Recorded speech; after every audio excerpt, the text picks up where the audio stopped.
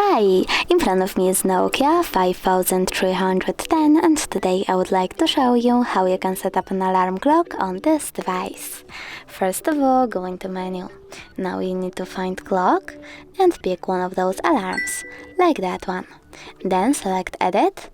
And over here you can customize your alarm however you wish to.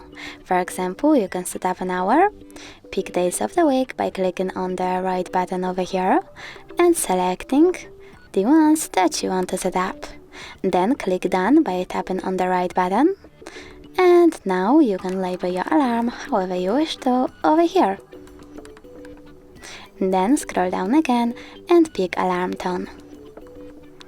I will go with ringtone, so I will just pick one of those melodies by tapping on the chosen one, like that one, and save my alarm by clicking on the middle button. As you can see, my alarm was successfully added. If you wish to turn it off completely, choose it again and tap on off.